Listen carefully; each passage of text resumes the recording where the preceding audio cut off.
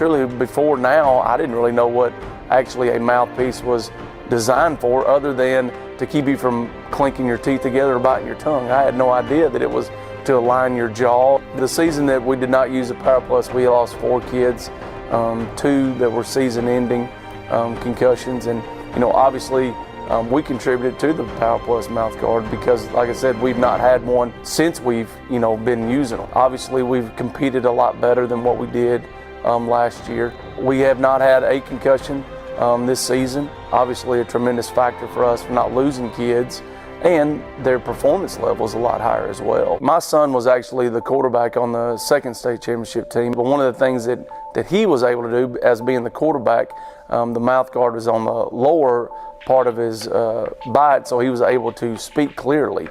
And that's a huge thing in athletics, is to be able to communicate. Here at L4 Media, we talk high school football, 4A, 3A, and 2A in Texas. We talk East Texas sports. We talk NFL, guy talk, movie, and booze. We also talk wrestling and so much more. So like and subscribe and check us out. Struggling with mobility, chronic pain, work, or sports injury? At Azalea Orthopedics, our team of highly trained physicians specialize in complete orthopedic care, pain management, sports medicine, physical medicine, and rehabilitation. If you've sustained a bone or joint injury, have mobility or movement problems, struggle with pain, contact Azalea Orthopedics. We're conveniently located across East Texas, serving 18 counties. When visiting your doctor, urgent care, or hospital, you have a choice. Demand Azalea. At Azalea Orthopedics, your health is our priority.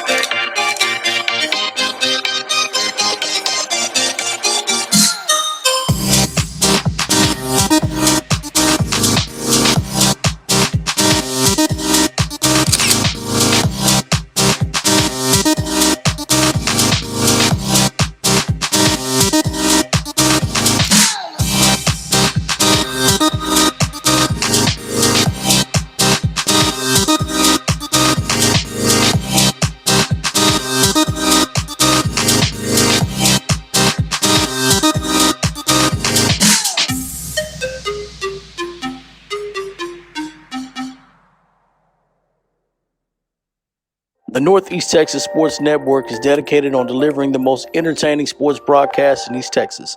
And if you're interested in having your next sporting event streamed live, visit us online at netsn.live. Welcome everyone in to the bEast from the East show. It's week 6, guys. Man, wow. Already. Man, week 6, it just came.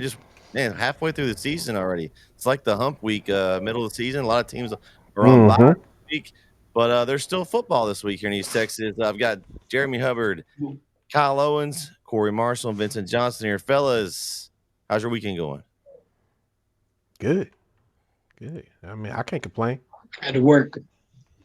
Man, we got a big win Friday over Atlanta, so it started good. Longhorns destroyed Baylor, got even better, and then and the Cowboys had to play. And it was like,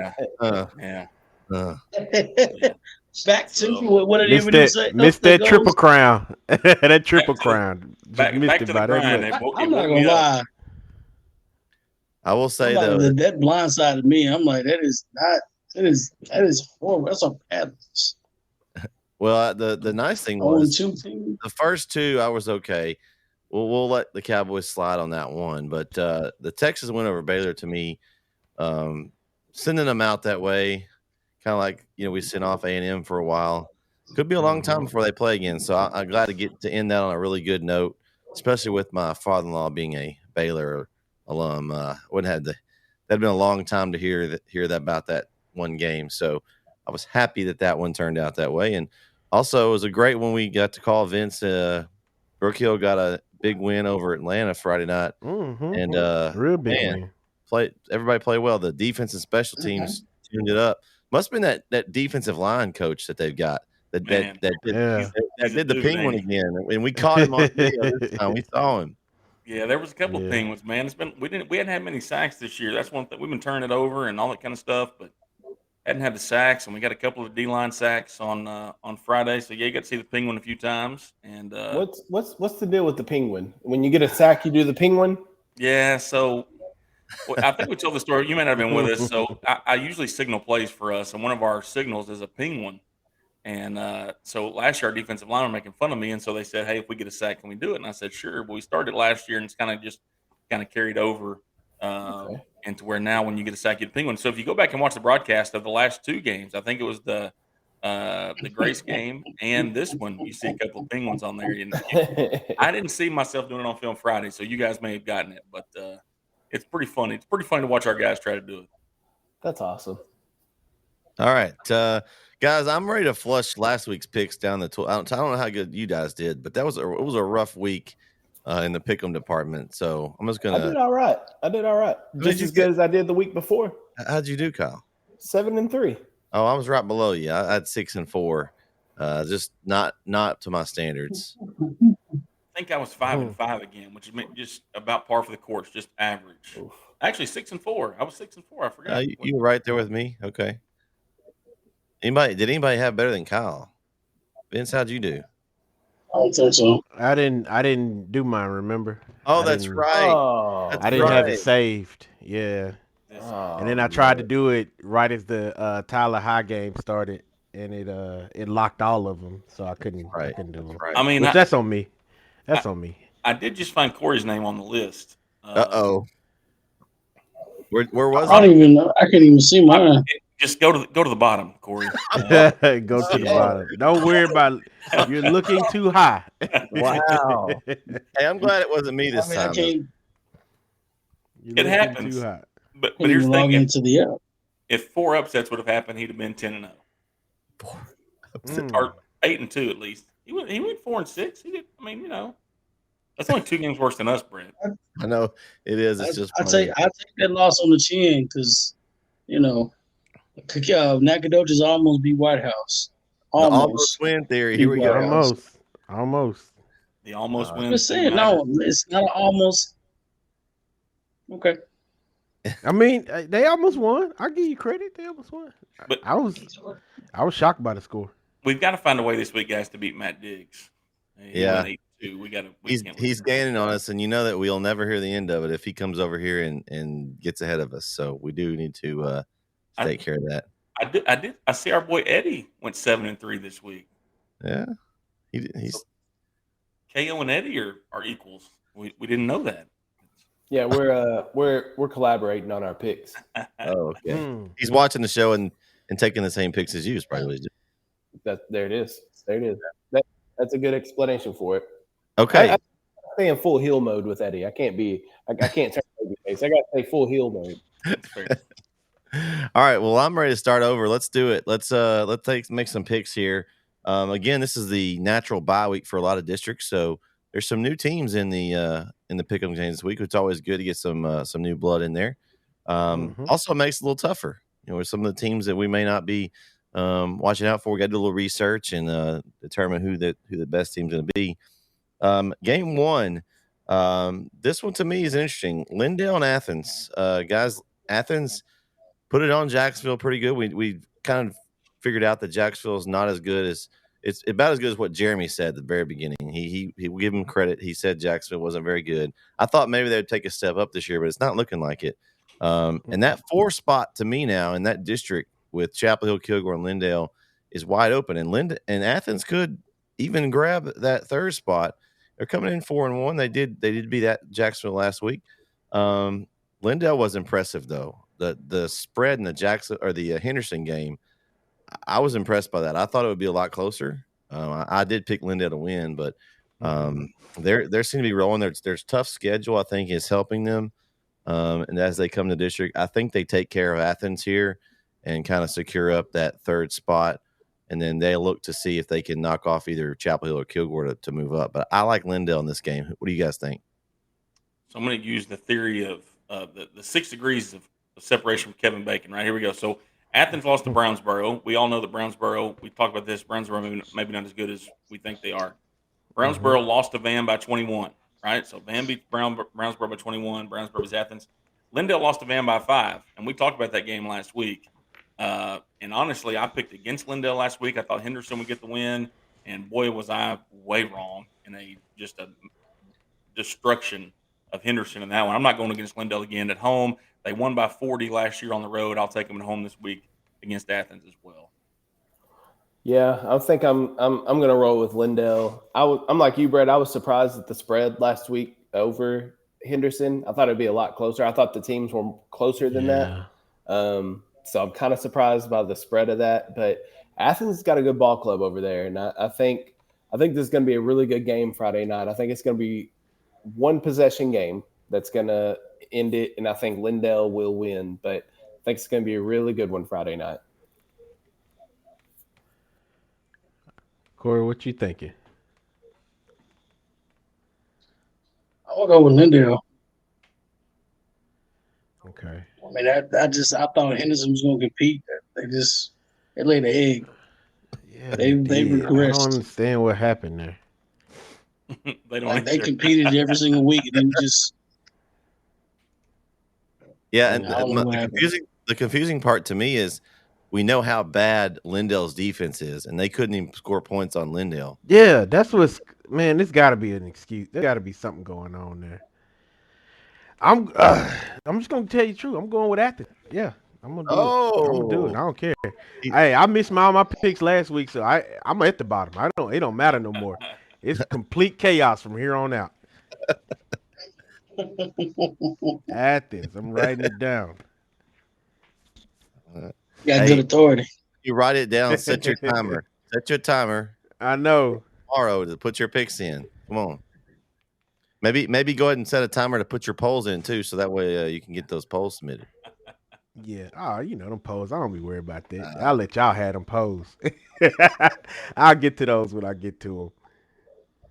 These all right, games, so we got four Lindales and 1 Athens. Yeah. It might be like that all this whole pick 'em. Let's see.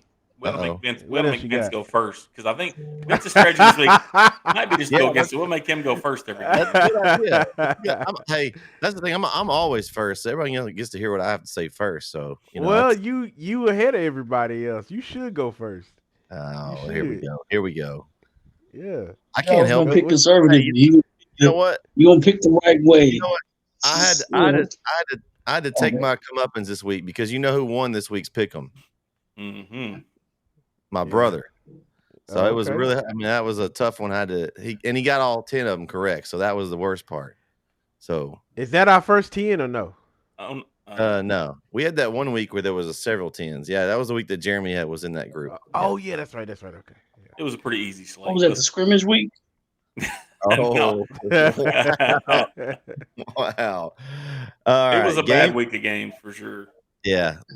Game 2, Marshall Hallsville. It's an interesting one to me. Hallsville's kind of struggled though.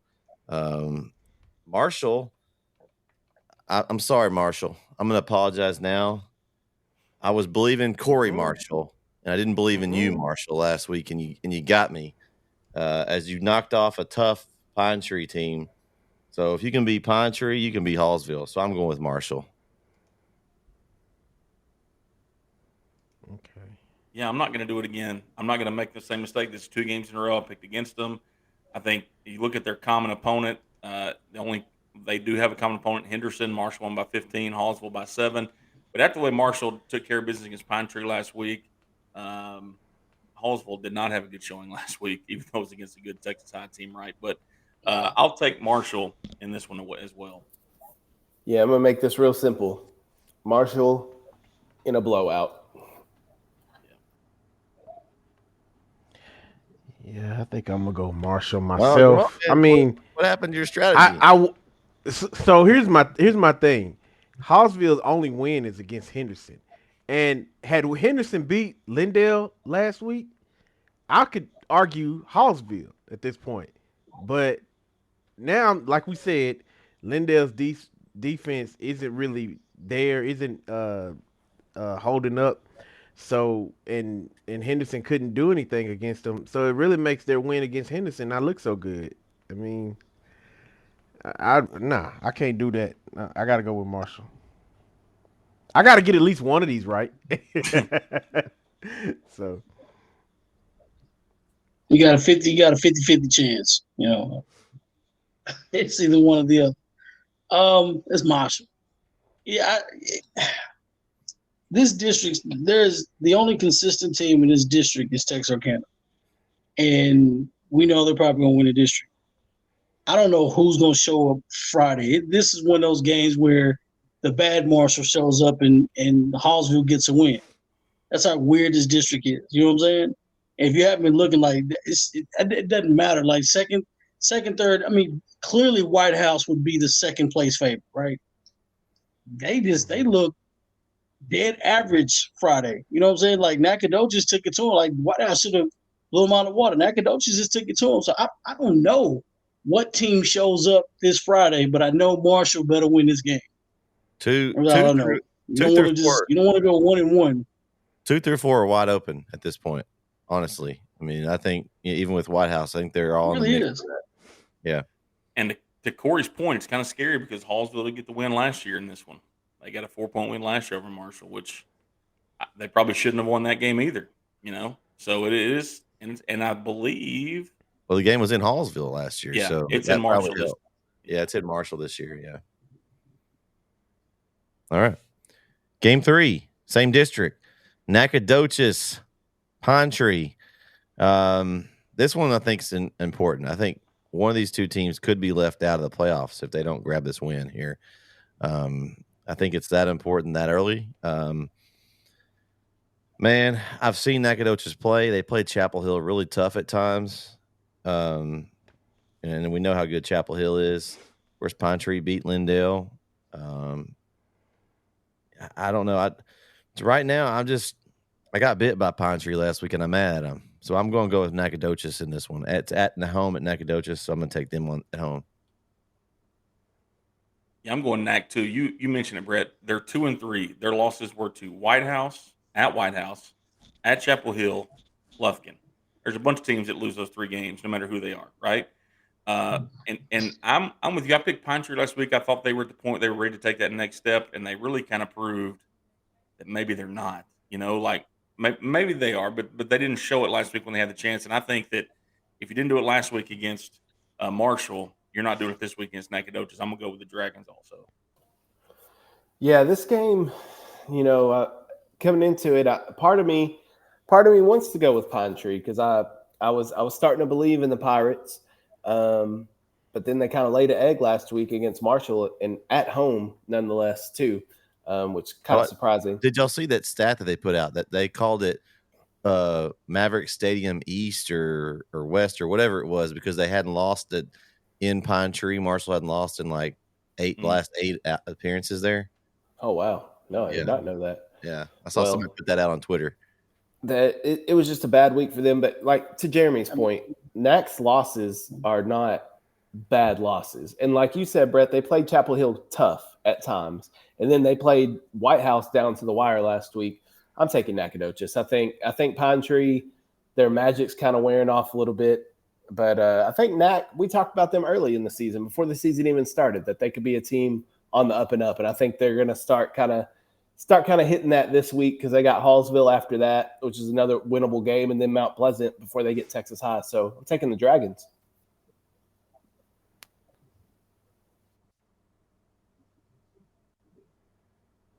Corey, what you got? I'm not ready to go yet. Corey, these are 2 of Corey's favorites here, so he's gonna have a tough choice here.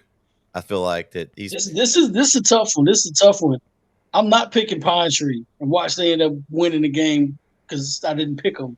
But I just, it's like I said before, it's a battle of consistency. Like who's going, what team shows up? Nacogdoches has played well 2 weeks in a row. They just can't seal the wheel. They just can't seal the deal. Pine Tree's regressed. They're up. They down. Like this was a perfect opportunity. It was a perfect opportunity for Pine Tree to get a win and still won against Marshall. You're at home. You need to get that win. You need to compete and get that win. They didn't do it. Okay. Is it the end of the district? No, it's not. But that's one of those games where you're like, man, I want to have that game because I possibly would need that game because you don't play a home game like that. You playing well and you got a good home game. It's a tough matchup, but now I got to see what my team is made of. You don't get a win. Okay, whatever. So now you play Nacogdoches, and honestly, you can flip a coin and anybody can win this game, whoever shows up. But Nacogdoches, I think Nacogdoches by 21, they got to have a signature win. And I think this is that signature win. Pine Tree's not bad. I think Pine Tree's a playoff team, like I said, a fourth place team at best. But, Nacogdoches, if they want to do something in district, like this is the opportunity right now. You got to stamp on it. You got to route this team this Friday. So, Corey, I have a question for you. You need that one signature win. You just 40 to 15. What's up? I have a question for you then. So you said Pine Tree's a fourth best team at best, but you've got we've all said Texas High, you've got White House, you've got Marshall that's already beat them, you got Nacogdoches you're predicting. That's 4 right there. So they're looking at the outside right now. I'm talking about as far as I'm not talking about as far as the rankings. I'm talking about as far as skill level wise. Okay. They're the fourth best team as best. So I'm not ranking them in the district.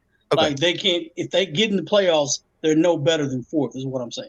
Then they put themselves. They're not going to go better than fourth. And they put themselves in a struggle because that's why I kind of put this game as a big one for both teams because, Pine Tree needs to get a win against one of those top 4 above them that we're looking at right now.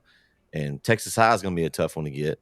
And White House, I think, is gettable, but so I think this one right here is the one that they've got to really look at. I still think Nacogdoches is going to win, but I think Pine Tree is going to come out desperate because they need this one here because they've got to beat somebody above them to move into that 4th spot to make the playoffs.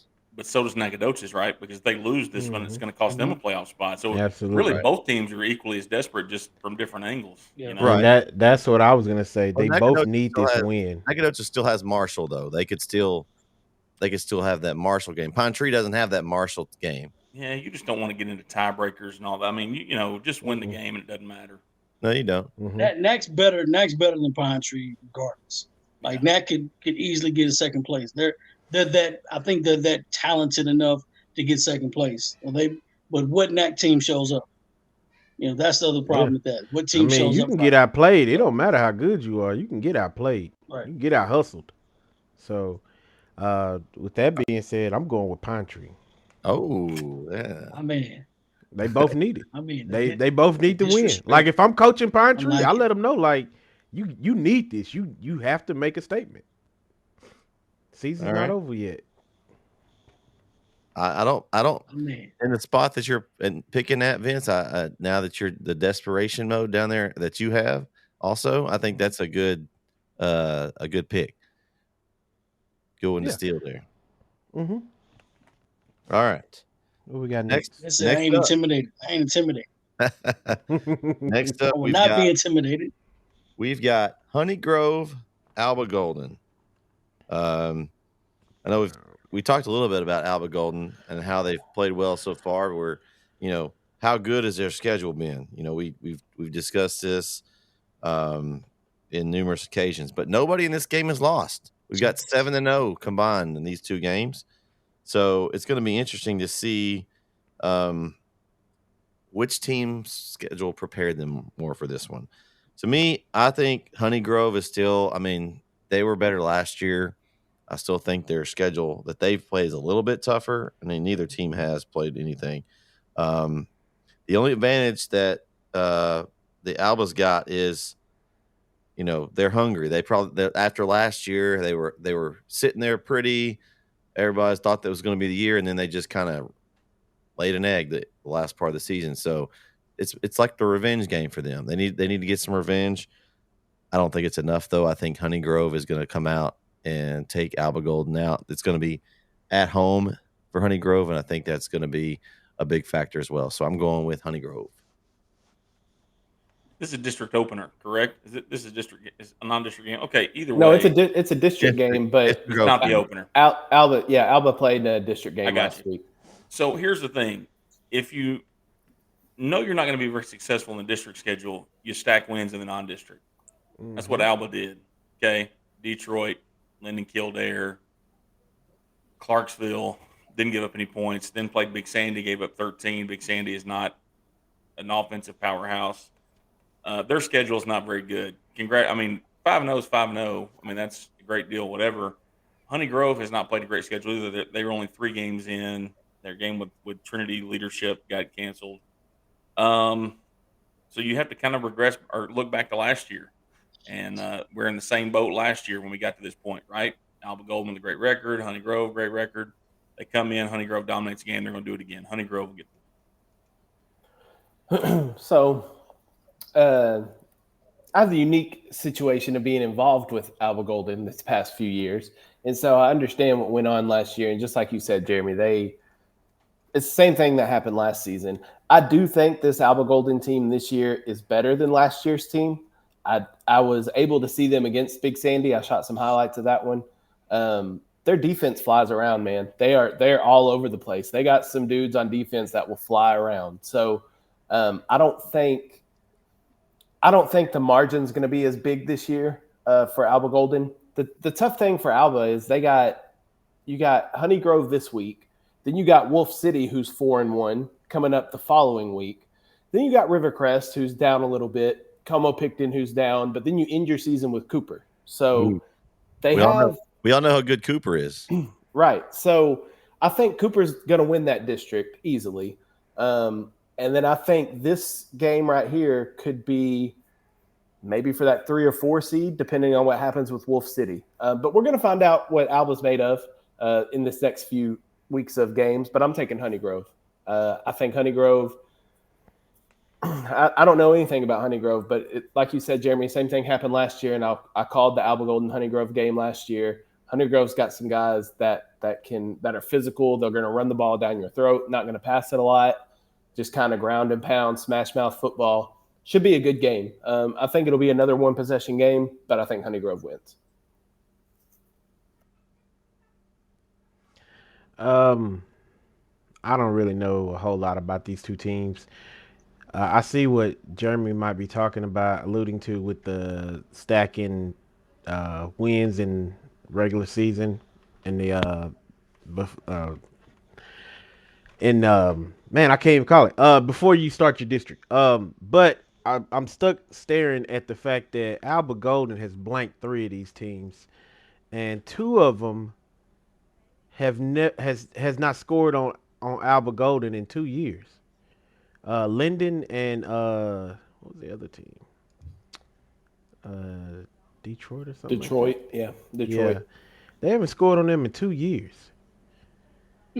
I ain't got nothing to go on, but I love when I see zeros. In 2 years. I'm a defensive player. I'm a defensive guy. Okay, I love defense. Okay, Vince, let me give you some insight. Here we go. I see zeros, Jeremy. But listen, zeros, and I love it. Okay, listen, Detroit, Clarksville, Linden, Kildare. They're 0-12 this year combined. Okay, together they have scored 68 points. Combined, they have scored 68 points in 12 games. Vince,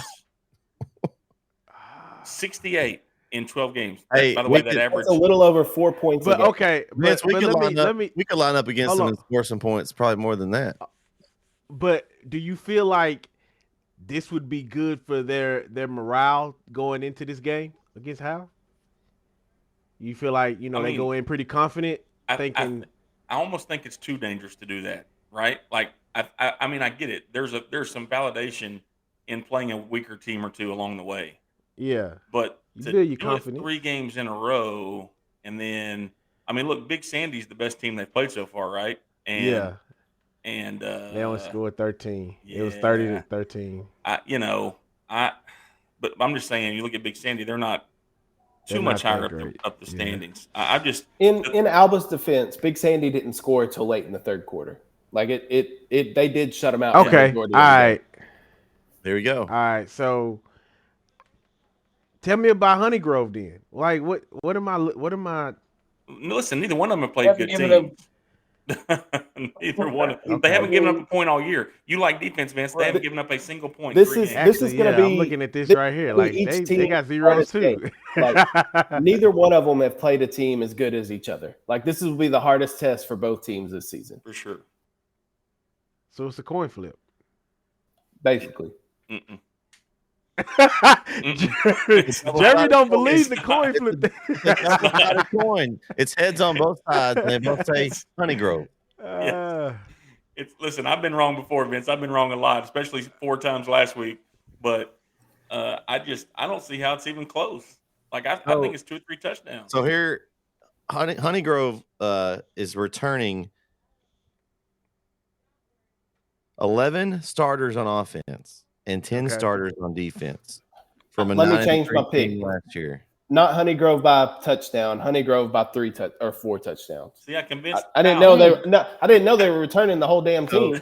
Yeah, yeah. But Kyle, you just said that Alba Golden's defense was legit. That's what you told me. They fly to the ball. They do. They've flown to the ball against Big Sandy, Detroit, Linden Kildare, Clarksville, Quinlan Bowles. They have flown to the ball against somebody like Honey Grove. Not the Detroit Lions, Vince. Not the Detroit Lions. All right.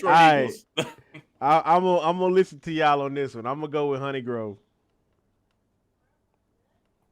Corey, what did you get out of that? See, he where I'm at. Honey Grove. No. Like I was over here doing my research. I'm like 57. They average 57 points and 0 touchdowns. And then Alba is 46 points and 16 points a game they're giving up. But like I said, their whole schedule is basically practice up to this point, right? Yeah. They've been playing a bunch of scrimmage games, and now this is what matters, right? So what happens? It's you have two offenses that score a lot of points against nobody's. No offense to anybody else, but then you got to play. Then you have to play. I don't know. This is bad. This is like Corey. What's up? Last year, same situation, and Honeygrove won 34-20 in Alba Golden. So that's not a bad game. It's not a bad game. Okay, that's not. That's not a bad game. Alba Golden is returning bad game. 8 starters on each side of the ball, so they've got a lot of guys. They got 16. They got 16 total. Yeah. How many did Honeygrove have? I'm like 21 out of 22. You're basically I'm saying Honeygrove wins the game. I'm saying Honeygrove wins the game. That's not like the name Honeygrove. I don't know. That's right. The Honeygrove Warriors, I believe. Yeah, they're preseason. They were picked 2 in the district, right behind Cooper. So yeah. Okay. I think that's how it finished last year too. Texas football says they're going to win by 36. I'm just telling you, 36. Is that the computer Eddie uses? No, listen, but Jeremy, tell him how accurate it was last week. I'm going to tell you how accurate it was last week, Corey. Last week, it had Brookkill. Listen, it had Brookkill as an 18-point favorite over Atlanta, and if the referees knew what they were doing, we'd have won by 17. I'm just telling you, well, listen, I'm not going against it. I'm just. You could have won by that. You could have punched it in at the end and then gone for 2, and it would have been 18. Coach Hubbard. Coach Ryle's too nice. If I was calling plays, we'd have done it. Yeah, Coach Johnson was going to punch it in too. Coach Johnson was calling a play to try to punch it in the end as well. Whatever. I'm just saying 36 is probably too many. I'd say 36 is probably too many KO, but I think 2-3 touchdowns. Honeygrove wins the game. Yeah, I agree with that. Okay. All right, Game 5, Edgewood, Grand Saline. This is one of those games inside the district with ARP and Troop, Quitman, West Rusk, and that district. Man, I was looking at this, and I guess I missed this last week, but I'm sorry, but I was thinking Edgewood at first. It's at home, but then they lost to Winona, and so that makes me rethink my pick. And I know we've talked about Winona is kind of up and down, but I've looked at who Edgewood's played. They lost to Commerce. Commerce is very good. They beat Rains. They lost to Scurry Rosser. They killed Elkhart. Elkhart, yeah. Yeah. And so, but that Winona one sticks out to me. It was in Winona, but I mean, Winona's 2-3. It was homecoming for Winona too, if that helps. Winona lost to Redwater, which you know how Jeremy feels about Redwater. No, Winona beat Redwater. Oh no, I'm sorry. Yes, they did. That was one of their wins, 13-8 over Redwater. That one was canceled after the first quarter or at halftime. I still feel the same way about Redwater, though. It's okay. I'm just like, So where is Redwater? Where is it? It's by like Texarkana. It's up there with Eddie. It's one of Eddie's schools. Yeah, it's up there with Eddie. And I think Eddie would tell us they're not very good. Yeah, he'd probably give us some stats on why they're not real good. But coming into this, looking at it, I was like, yeah, but guys, I'm going with Grand Saline, and I may regret this pick. We're actually going to be in Grand Saline, not this week, but next week, doing the ARP Grand Saline game, which will be a good one, I think. But I'm going to go with Grand Saline over Edgewood in this one. The Winona win, I just can't get past it. And looking at Winona's schedule, they just don't look very good to me. So I'm going with Grand Saline. So Grand Saline started 0-2. They've won 3 in a row. Both teams did beat Rains, like you mentioned. And it's not just that Edgewood lost last week to Winona. They lost by 20. Like it wasn't like it was a touchdown game or even a 10-point. They lost by 20. And I've seen Winona on film, and I'm like, how do you lose that? I mean, we're like in Clarksville, Linden, Kildare, Detroit, closer to that end than we are the other end, okay? So Grand Saline won this game, and I think it's going to be unless Edgewood – listen, we've been bit before. If Edgewood was missing a bunch of players, I wish somebody would tell us before I make this pick, but I'm going to have to go with Grand Saline in a decisive win. So another couple schools that I'm pretty familiar with, Van Zandt County rivalry. I think this is Van Zandt County rivalry week because Van and Canton also play each other this week, as well as Edgewood and Grand Saline.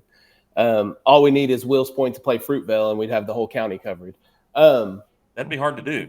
Yeah, it would be tough. Well, Wills Point, never mind. Anyway, so Edgewood and Grand Saline, last year, for the longest time, these two schools were not in the same district. They're 10 miles apart, and they weren't in the same district for the longest time. I don't know why.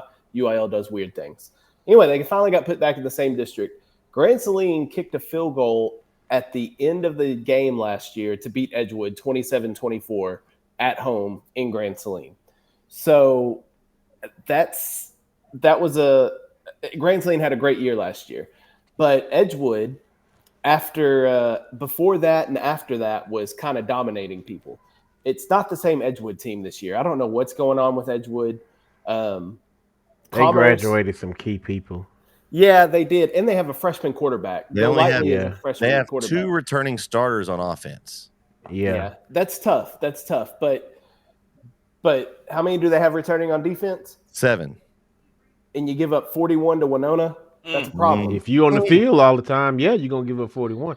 Well, but here's the thing. Here's the thing about Winona, though, and we talked about this before the show. Winona is one of those teams that you let them get their chili hot, they're going to be a tough out. I don't care if they could be 0-10 that season, but if you let them get their chili hot, they will be the toughest game you'll play all season long. They have the best athletes on the field when they get off the bus. It's just how it is in Winona. Their problem's always been discipline. They're just they shoot themselves in the foot with penalties. I don't understand how they're not as successful. I don't want to talk about that. I just told you, discipline. I'm telling you, that's what it is.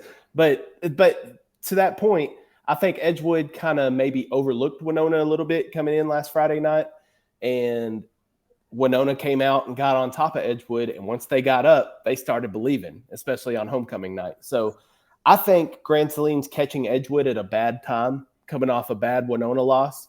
And in this district, you don't need to fall behind the 8 ball too much. Grand Saline has not given up a lot of points these past 3 games, but it's been to Rains, Eustis, and Quitman. So I'm taking Edgewood. I think it's going to be a very close game. I think Edgewood's going to avenge last year's loss to Grand Saline, and I think they want to make up for losing last week to Winona, so I'm taking the Bulldogs. Okay. All right. Well, I'm going with Edgewood too. I think I told you all this last year. I work with somebody who lives out there, and her kid, he graduated. He was one of the guys that graduated last year. So, and ironically, she was just talking to me Friday before the game about Edgewood, and they have a few struggles, but they got some high hopes in a couple of people, especially this linebacker that apparently is a really big hitter for them. And I wish I could remember his name. Mason Pickens. That might be it. It He's might. a- I think it is Pickens. He was a preseason defensive MVP pick in the day Yeah, camp. like she said he is killing it out there. This is the first time we've had Edgewood on our show this year, so if she's watching, I'm not finna pick against Edgewood. Yeah, I'm going with Edgewood. I'm gonna do that. I'm gonna put that down. I just got a question. I don't know if anybody has an answer for it. Where did you get the pink color and pink lemonade?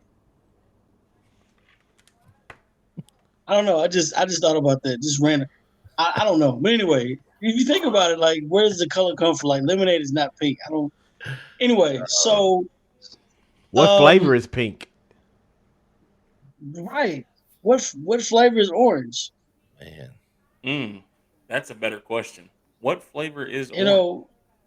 It's orange. You know, it's like an orange. It's like when it's got to be an orange. The kid says, "What flavor snow cone do you want?" Red, right? Yeah. Right. Huh. That's cherry. Strawberry. Like, cherry. There is a red flavor. That But is if I say, Kool-Aid they say what flavor you want, I said I want pink. What color? What flavor is that? Pink. Yeah. Sometimes it's bubble gum. Sometimes lemonade? a bubble gum flavor if it's pink. Bubble gum. How do you get blue coconut? I don't know. No, that's what I'm saying. Flavor, and you put some food coloring in it. I don't know. Why is ocean Corey, water? you started something completely different. Blue? Look at I know exactly what I'm doing. See, you throw everybody off. I'm ready. Anyway, so Edgewood, I'm picking Edgewood. Shout out to KT. I'm listen, man. I'm looking at the game. I'm looking at the scores, and it's a rivalry game. You know about rivalry games. It's a coin flip. I don't care who's undefeated. It doesn't matter. It's a rivalry, and then they're playing at home too. Very true. Picking Edgewood, man. I didn't think they about it. They got to win this rivalry. game. Yeah. They have to win this game. All right, game 6. Game 6. Let's go. Texas High, Mount Pleasant. Texas, of course, we talked about how Texas High has kind of been the pick in that district this year. Mount Pleasant, they had some wins early. Kind of thought, well, maybe Mount Pleasant might do something, but I'm still not sold on how good they really are. And I know how good Texas High is. You look at Mount Pleasant and who they played. They beat Sulphur Springs, which we think Sulphur Springs is improved this year. Yeah. They beat Pittsburgh, which I don't know how good Pittsburgh really is. Their game against Liberty Isle was canceled that week with all the weather. They lost to Frisco Emerson. I don't know what classification they are, but I'm assuming it's probably a bigger school. So I'm not with that. I'm just not real sure where they sit until they start playing. I don't think they're at Texas High level. They could cause some problems in that bottom tier of this district, but I just don't think that it's in Texarkana. So I just think Texarkana, Texas High is going to take care of business by 2, 3, 4 touchdowns. I think they're going to have an easy win here.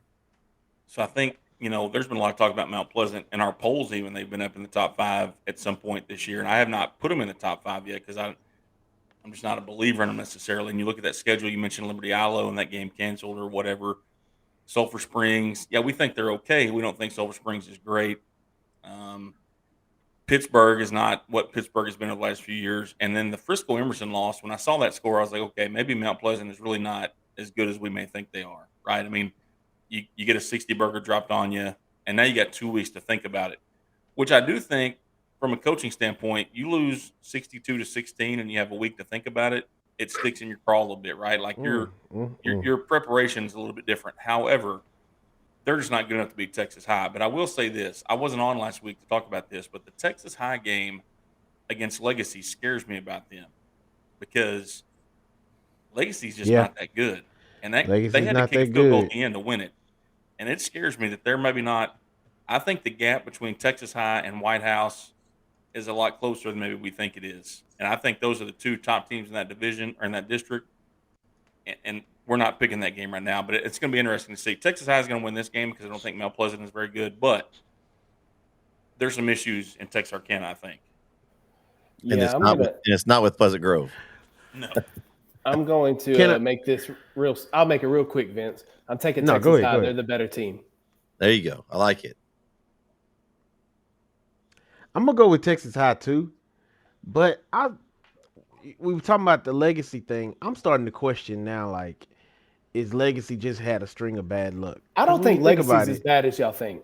Nah, because they were up 14. They've been up in every game. They were up the 14 on Texas High. They've now Longview, you wasn't gonna beat Longview, so I scratched that. You wasn't gonna beat Longview. They ain't played Longview yet, have they? Yeah, they have. Right. They did. Yeah, my bad. Lufkin, that's the question mark because Lufkin beat them 31-7. Well, do you think? I think Lufkin and Tyler High are pretty equal at this point.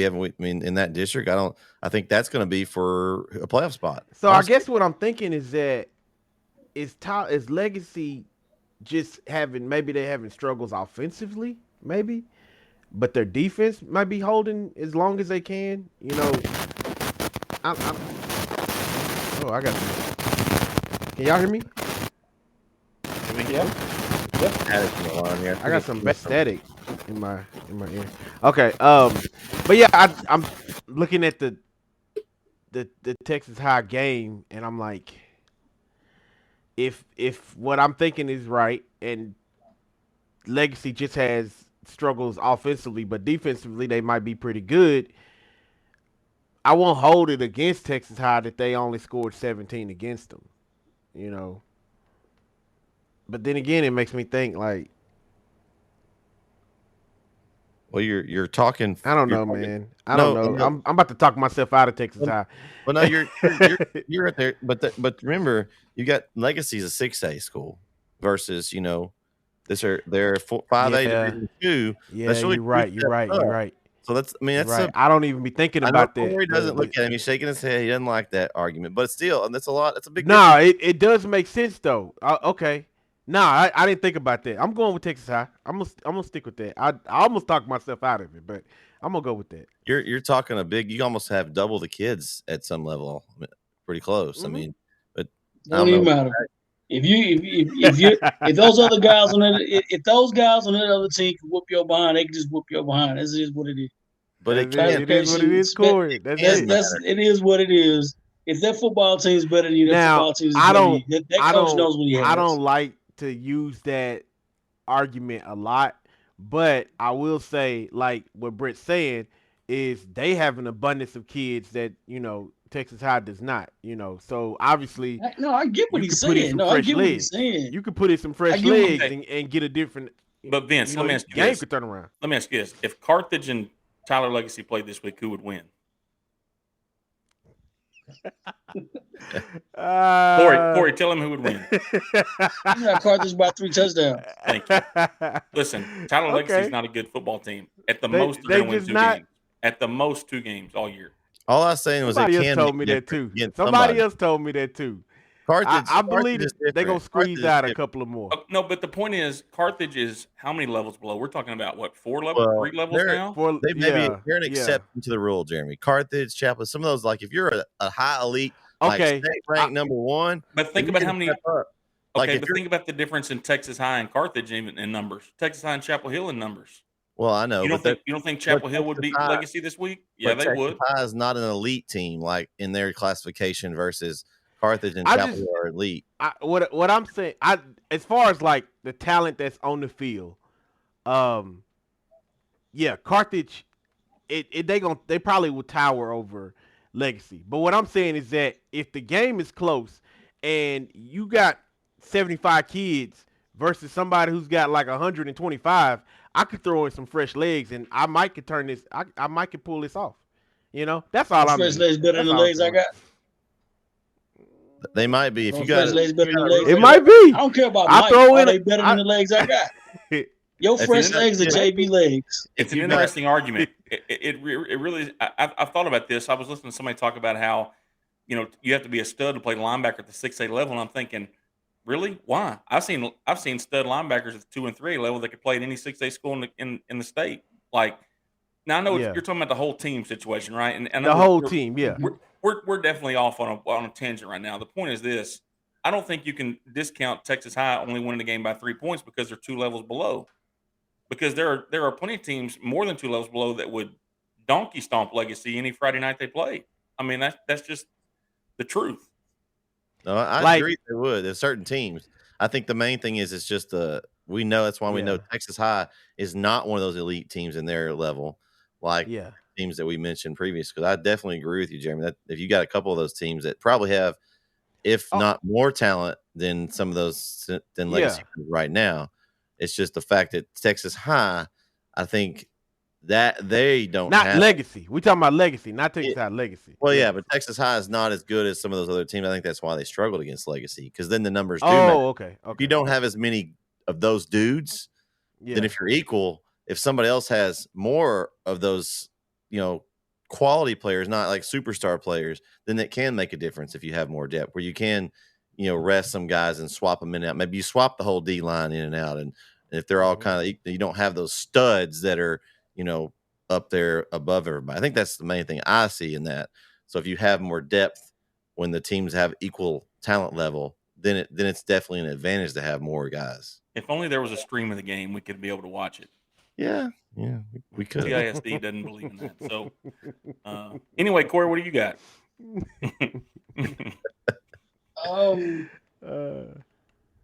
I picked Texarkana. I forgot my point about it. I don't know. I just picked Texarkana. But All right. There we go. Game 7. Now this one was one that I added, and I thought this was going to be a good matchup when I was looking at it. But I didn't realize is we have a matchup of 5-0 undefeated teams here as Winsboro takes on Commerce. Game is in Winsboro. Looking at the schedule, I know Winsboro's played. They played Hooks, it's a good team. I think that's the one team on their schedule that was probably a good team. New Boston, we don't really know about. We know Raines is not very good. Paul Pewett's not real good. Canton's not good. So they have one quality win looking down through those, in my opinion. And then you got Commerce. We just talked about Edgewood. They beat Edgewood by a touchdown. Paris North Lamar. I mean, how good is Paris North Lamar? I don't know. They beat them by 11. I don't really know. This is going to be interesting because that district, Commerce is kind of a surprise coming into me. We have also in that district, you have Mount Vernon, which we don't know what they are right now. We thought they were better than they really are, I think. Mineola's a little bit down. Pottsboro's still in there as well. I think Winsboro to me is the better team. I think they have the better win. They have the best win on the schedule against Hooks, and that's what I'm going to go off of right here. I'm just going to take Winsboro. Well, don't let Eddie let you hear you say that, because that win over Hooks, it got canceled. Remember? Oh well, it wasn't actually a win. So I'm sorry. I'm sorry. They were winning when we turned the scoreboard off. So here's the thing. Last year, Commerce was not 5-0 coming to the game. I think they were 2-3. I went back and looked, or whatever, maybe 1-4, or whatever it was. Winsboro went to Commerce, beat them 55-0. They still got the quarterback. They still got the coach. They still got the team. I'm going Winsboro, and I don't think it'll even be close. I think it may be closer to 55-0, like it was last year. So I got to see Commerce last year when they played Raines following the 59-0 game against Winsboro. Commerce won in overtime against Raines 24-21. We know Raines is not a very good football team. Commerce surprised me this year being 5-0. I mean, they've got, they got that win over Edgewood, but how good is Edgewood? Because they just lost to Winona. And then that's really the only one on their schedule that to me is a playoff caliber team, really. Maybe Leonard sneak in their district. I don't know, but yeah, I think Winsboro's a strong team. Tyler Finney and has that team rolling right now. I think Winsboro is probably going to win the district, in my opinion, and I think it'll come down to probably that Winsboro-Pottsboro game to see who wins the district. But yeah, I got Winsboro by as much as they want. Is that my mic? Well, I think it might be Kyle, because when he muted his microphone, it's kind of. You may check your mic there, Kyle. I think it was buzzing on us a little bit. Go ahead, Vince. Who you got? Man, I'm gonna go with Winsboro. I think Winsboro gonna blow them out. I'm just gonna be honest with you. I ain't got no reason to go any other way but that. The Raiders. Just a little brief history. Y'all remember when I don't know. You know how many state championships they have between Commerce, Farmersville, and Salina? It's got to be like 15, like almost 20. I don't know if y'all remember that, by the way. Like Farmersville, that whole little area is like just state championship road. You know, Salina's got like 8. Yeah. No, Farmersville won like 3 in a row, and then Commerce had like 2 or 3 in a row. So what's your point? No, I'm just saying, like, were any of us alive? You know, I'm just looking on the map because it's like I was like, man, they used to play some really good football up that way, and now it's like Salina's like a 5A, going to be a 6A school. So, you know, this is crazy. But anyway, no, I got Winsboro winning. I don't think that Commerce is that dog. And I think I got the Raiders taking that win. All right. Okay. Game 8. Another interesting game. You have New Diana coming in undefeated versus Harmony. We've had discussions on Harmony this year of kind of, some kind of interesting ones. How good are they? Did last year, was that a fluke? Yeah, I don't know. This one's going to be interesting to me, guys. I think New Diana is coming in and they're on a roll. And Harmony's season has been really bumpy to me, guys. It's been kind of some ups and downs. We don't know the injury situation, I think, and Kyle may know a little bit more about that than we do, but they've had a lot of injuries so far this year, and the game is in New Diana. So I don't know. I may sit back and listen and see what you guys pick this time before I make my selection here. Well, I would say first, KO, the question is Harmony healthy? Like, how healthy are they at this point? I mean, I haven't been following their Facebook posts because you told me that's where I could find this information out. That's where I'm looking at right now. But let me say this about Harmony while you're looking at that. Beating DeKalb 2 weeks ago, I thought was a good win for them, right? Especially with the injury situation they're in. I think DeKalb's a good football team, or at least, quality football team. But then, even though they beat Hugh Springs last week, 30-something to 9, like that just felt kind of average. I mean, we've seen some teams beat Hugh Springs a lot worse than that. We saw Jefferson really dominate Hugh Springs last week. We saw Garrison dominate Hugh Springs a couple weeks ago, and now, so that was kind of scary to me. New Diana, though, it's kind of, man, that schedule, even though they're 5-0, is not super strong. And I just, man, I'm really torn on this. I'm going to go with Harmony in the game. I think that, just kind of the pedigree is what it is. And we've talked a lot tonight about teams that had good non-district schedules and then got the district and it was different. I think Harmony's good enough to still win the football game, even if they do have a couple of guys that Let me tell you this, Jeremy. So, as many players as Harmony has coming back, New Diana has 19 of 22 starters returning as well. So that's a lot. Now, I will say they were picked preseason seller in their district. So they were picked to finish last. So starting 5-0, maybe a little surprising. So they actually have just as many returning starters as Harmony. I mean, that district ranking is based on the district games, not the whole thing. I mean, they could Correct. still finish last and be 5-5. That's true. But I just did you some Yeah, insight there that they're picked low, and coming right now, even with the 5 wins early in the season, maybe they outdo themselves. Then Yeah, it's just when I look at that schedule for New Diana, man, it's a 1-point win at Wascom, who's not what they have been. A touchdown win over Redwater, 9 against Ore City. Well, I thought Now, Ore City had a good win last week, by the way. Wascom preseason picked 3, Jeremy. So yeah, but Hugh Springs picked ahead of them right now. I mean, we don't think Hugh Springs is very good. So maybe they're not. I think this is a playoff team, possibly. I just don't think. I mean, I'm going to go ahead and make my pick because I was kind of leaning that way anyway. I think Harmony is a better team, but I think New Diana in this district, I think they're going to give themselves a really good shot at surprising some folks.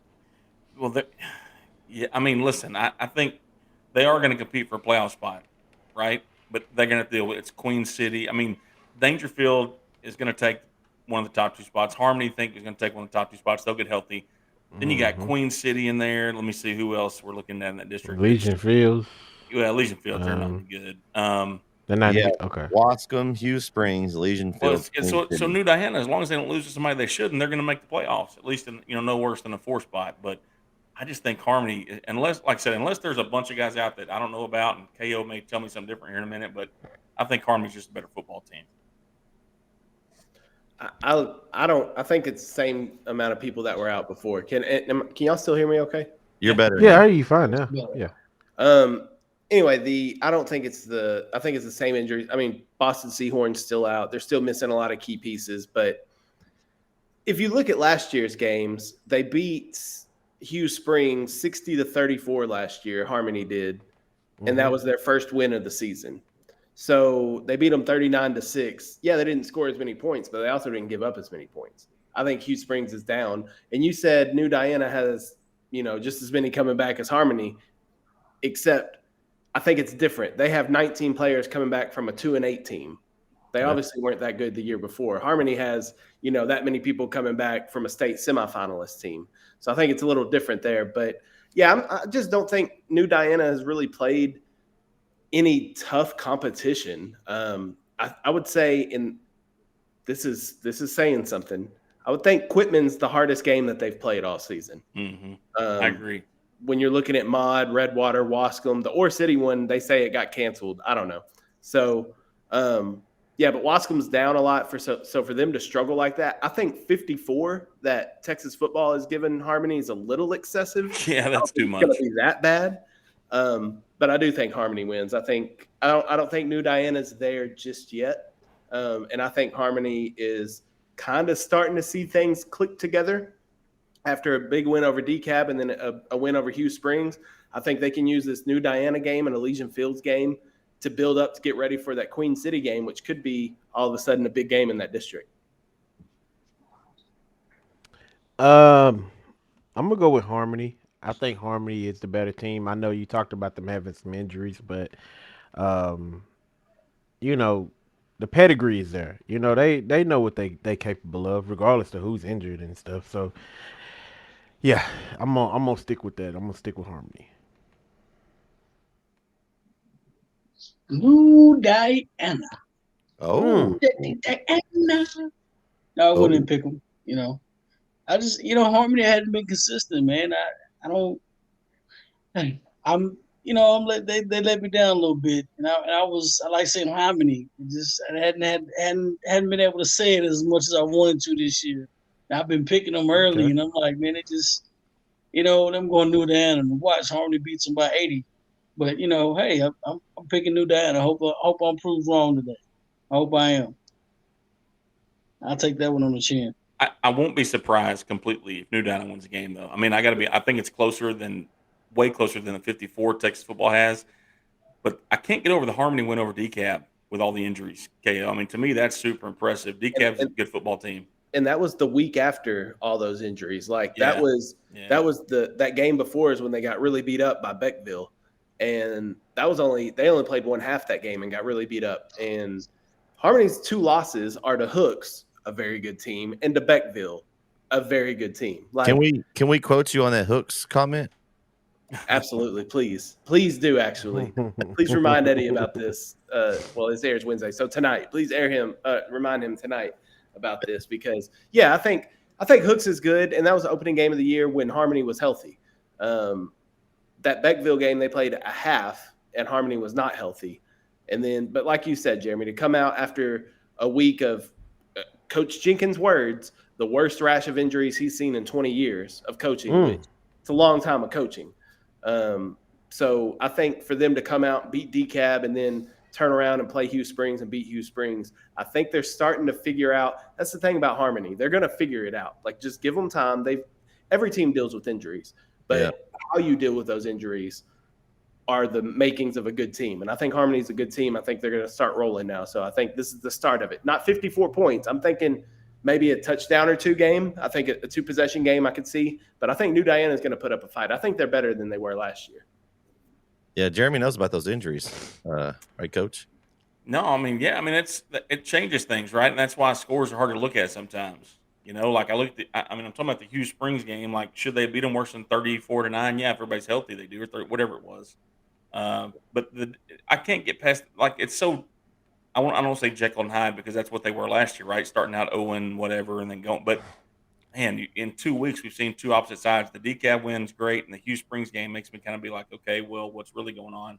I just don't, I'm with you, Kat. They won by 33 points. No, I know, man, but I honestly think the fact that New Diana is better makes this one a harder one to me than anything about Harmony. I don't think it has anything to do with Harmony. I think New Diana has improved, and I'm just looking at their schedule here, and I see a path that they get third place in this district behind Harmony and Dangerfield. I think they can. I don't see them. From what I'm looking at, it's been maybe between them and Queen City. I mean, we know Hugh Springs isn't very good. Legion Fields isn't very good. They've already beat Wascom.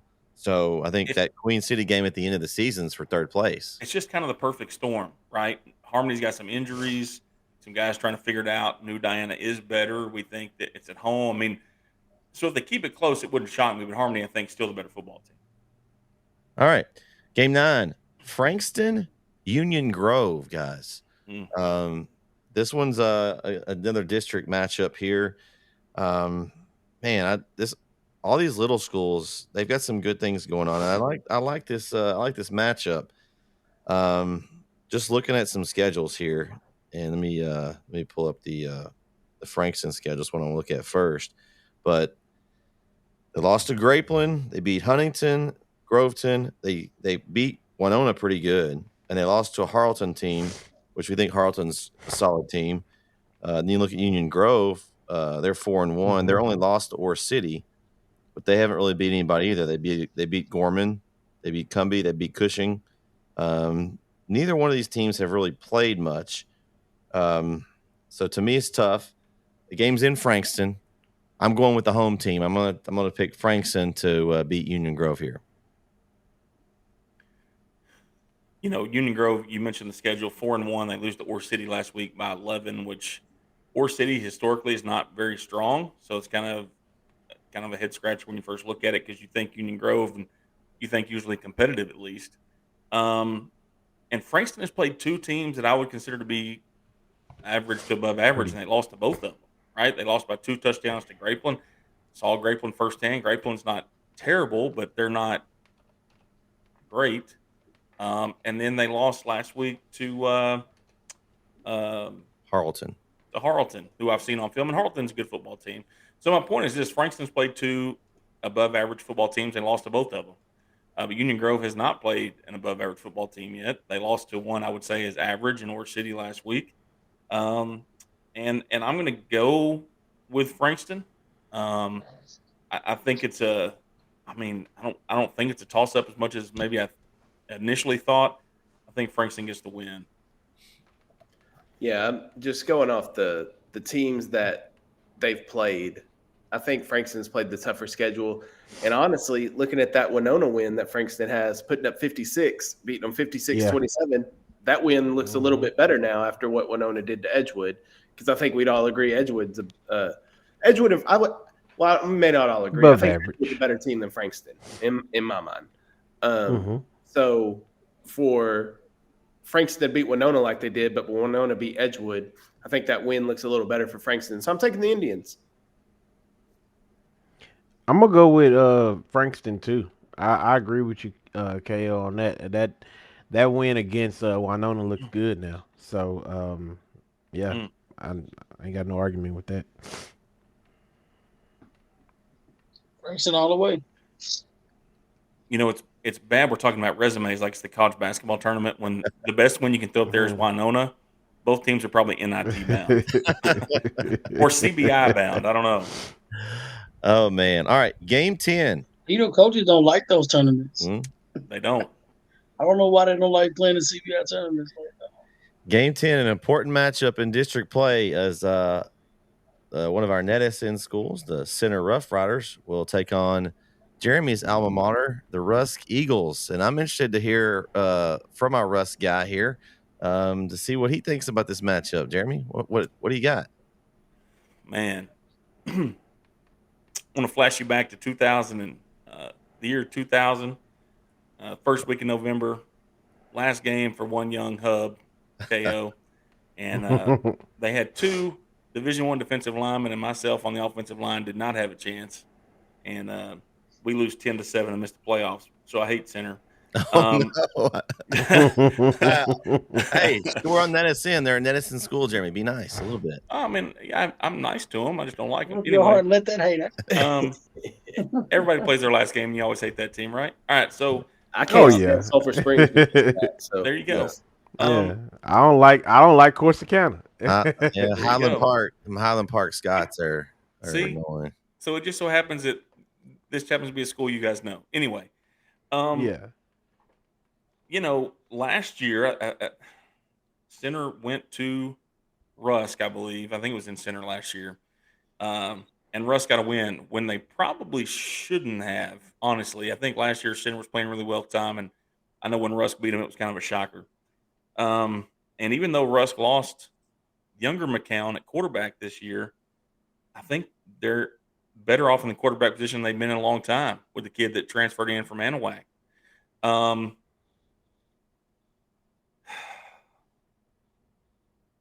I think that one of the best coaches in East Texas that doesn't get a lot of appreciation, I think, at times, is Coach Sitton. I think Coach Sitton does a really good job. I've known Coach Sitton since I was a little kid, and he wasn't a little kid. He's older than me. Don't let him lie to you. But he was in high school when I was a little kid. And I just have a lot of faith in what he's doing. And I did not pick this originally, but Rusk is going to do it again. They're gonna get the win. I just think the quarterback plays good, and Center has a hard time stopping people. Right? Like, yeah, they score a bunch of points, but the defense will be ready. The defense will be ready. They won a high scoring game with them last year, and I'm gonna change my pick. I originally was not gonna pick Rusk, but the more I think about it, against your school. That was I was gonna go against them, but the more I read about it, the more I think about it, I trust Coach Sitton. That's not a knock on Coach Meeks, but I trust Coach Sitton. So you have a little bit of Chapel Hill connection in this game. You have Coach Sitton, won the state championship with Chapel Hill, and then Coach Meeks' dad won the state championship with Chapel Hill. So I know both of these coaches personally. I know both teams are going to be prepared. I'm going with Center just because I think their offense is going to be too much to stop. I think it's going to be, like you said, a high-scoring game, back and forth. And Jeremy, good news for you is since you're free, you could sit at home and have this on your TV and rest Friday night and watch this game live because NetSN will be there. Yeah, I could, and I may do that. Man, it's a tough one. It's a good football game. I think it's a really good football game between these two, and the only thing that scares me about Rusk is that Athens loss. Man, like, I'm still not sold on Athens, and they lost to Athens by a touchdown. Welcome to day 2 of my hair. Yeah. So that scares me a little bit. But they did get a good win over Alvarado 2 weeks ago. They've had a week off now to think about it. So I think they'll be ready. I bet Sitton's got a plan together. That what you just said is a key in my mind, that they had a week off, that they've essentially had 2 weeks to prepare for Center. Center, I really like Center. I really do. I think they got a really good team. they can put up points with the best of them. I'm so terribly concerned about that defense, though. They give up 37 to Canton. The defense worries me, but they have proven they can play a low scoring game too. Low scoring for them, 28-21 when they played Dangerfield. Now I know Dangerfield didn't have Chase Johnson, so it's a little different, but they at least played a lower scoring game. And a close game, a one possession game. I think Rusk is better. I think Rusk is improved. You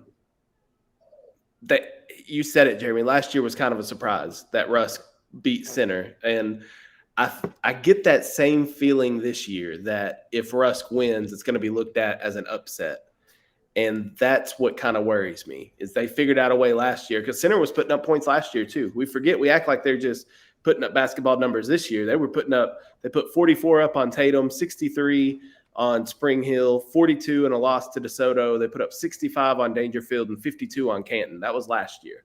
So they put up points last year too, and Rusk was able to hold them to 35. So, man, I already wrote down Center, and I'm talking myself into Rusk, I think. Which school puts a value on defense is what I would ask you. And I know the answer to that one. That's Rusk. They put the value on the defensive side. I've watched it. I know it.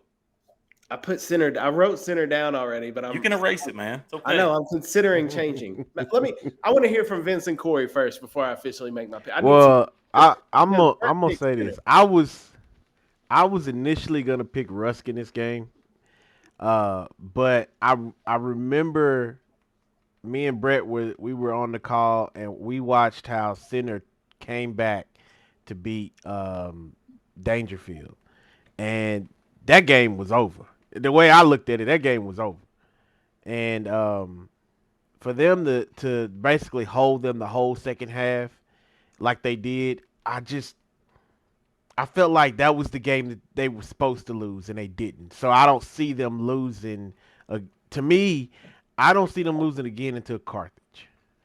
That's what I think is going to happen. But Dangerfield didn't have their quarterback, and they are 2 levels below them at least. So, there goes that argument again. Oh yeah, they didn't have no. Yeah, but they were up though. But they were up, man. What was the score, Brett? Was it like 21 to 0? 21-0 at halftime. Nothing. Yeah, at the half. 28 straight points to win. I don't care what kind of team you're playing against. That's tough to do at the high school level. It is really tough to do, and I gotta stick. That reason alone, I want to pick Russ. Don't get me wrong, I do. But man, that reason alone, if that game didn't happen the way it did, I would have went with Russ. But looking at how Center was able to come back in 2 quarters like that from 21 down, I don't think there's anything Russ could do to them to keep them out of this game. Okay.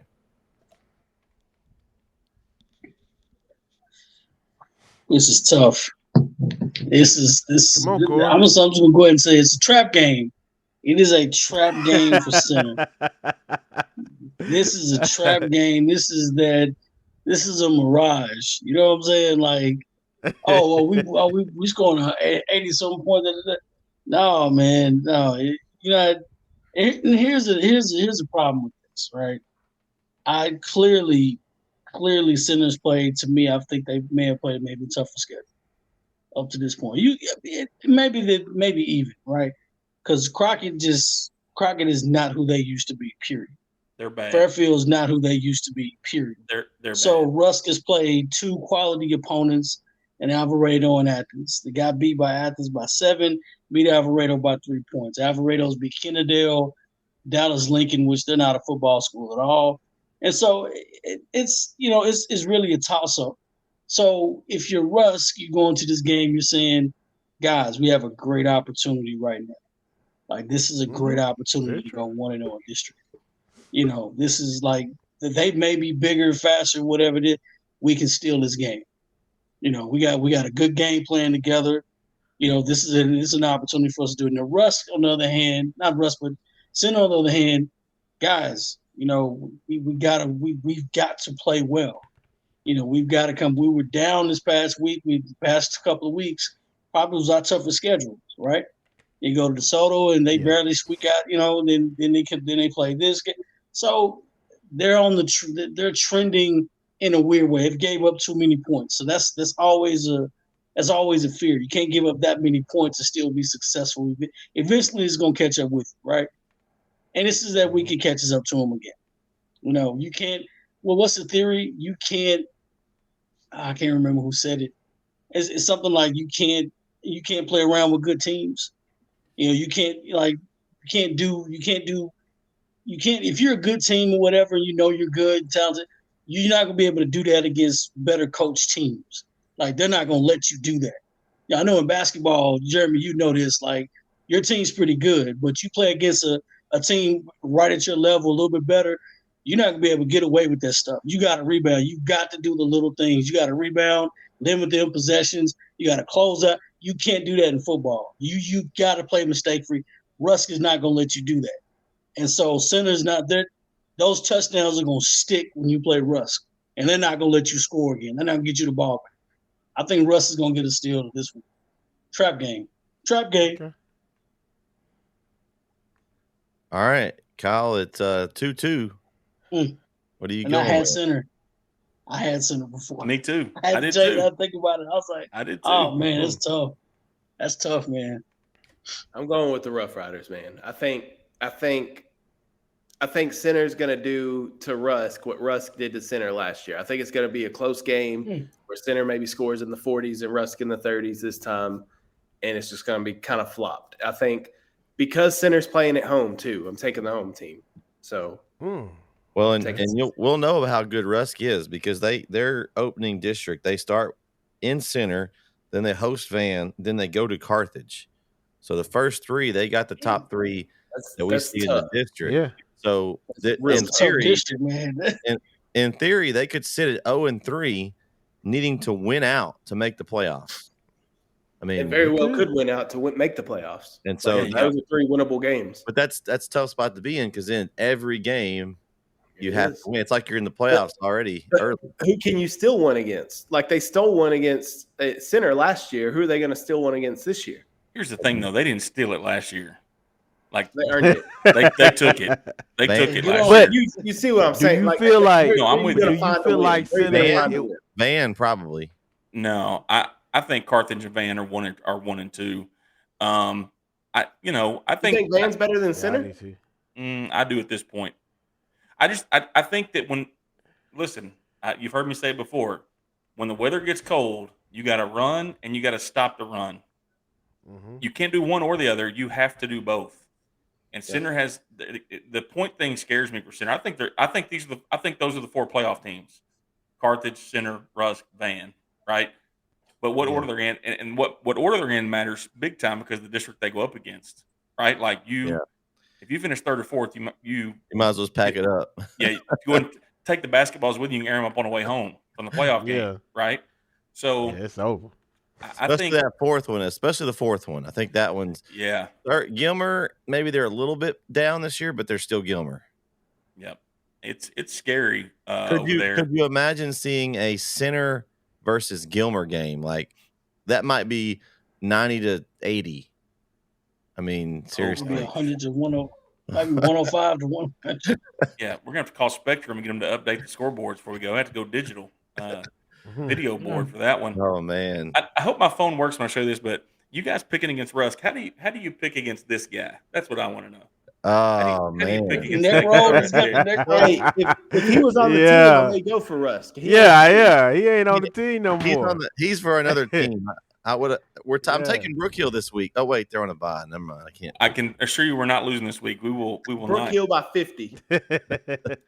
I don't know, man. Did you say that was the year 2000, Jeremy? That right there was from the year 2000. Hey, you're the same grade 2001 graduate. Then you're the same age as I was 8 years old in 2000. I was right behind him. Right behind him then. Yeah, he was young, but I was 2002. I was still in high school. Yeah, I was 2003, so I was still in high school. So I remember that. Man, we played. We did not play Chapel Hill that year. You should have because we had lost. The year after. The year they played the year after I graduated, they played for 2 years when Matthew Tucker was there and those guys. Matthew Tucker, yeah. So no, I actually got no. I could listen. I could tell you. I could give you our whole schedule. Still, we played Tatum when they were getting good again, and we played Gladewater with Johnny Lever was there. Mhm. Let's see who else. We played Westwood when Adrian Peterson was at Westwood before he went over to Palestine. Right. I tackled him twice. I told some of our guys the other day, Corey, that if Adrian Peterson gets in the Hall of Fame, I tackled him twice. I should probably be there too. I don't know, but I just feel like Right. that's fair. Yeah, Right. 2000, man. That's a long time ago. That's a Yeah. long time ago, but I keep Guys that on my like, phone who's just to Adrian show people. Peterson? Yeah, Well, yeah. Hey, guys like, who's Adrian Peterson? I know who AP is. Man, people Um, tell me all the time. They like, man, like he ran the table in high school. I'm always like, I remember playing Palestine every year and beating knee breaks off of Palestine. I never remember lost that game. I remember that game. They said, man, they got this freshman. He's the real deal. And he wasn't real nothing. He was real bad that year is what he was that night. Anyway. I didn't even get to play against him. He was hurt, Yeah, and so I didn't get a chance to get my licks in. all I know is this. It doesn't get a lot better than early 2000s Texas this? football. I'm We're gonna at tell the you. Bulldog Oh and yeah, Anchor. Texas football was lit back then. Well, that's going to be an He's interesting running week. Anchor. That's going to be an I gotta interesting tell week. you, Adrian Peterson's running Anchor, and we're at the Bulldog Relays Chapel Hill, and everybody's yelling. So I'm on the field, and all of a sudden you hear the batons come and say, "Come to Daddy, come to Daddy," and it's like a candy. It's gone. You know, like he was the biggest 6'2" person I've ever seen in my life. Oh yeah, that dude. And you shake his hand, it's just like but he played basketball. He was pretty decent at basketball. Yeah. Well, it's going to be an interesting week of pick'ems this week, guys. Some interesting games, interesting matchups. But yeah, week 6 pick'ems in the books.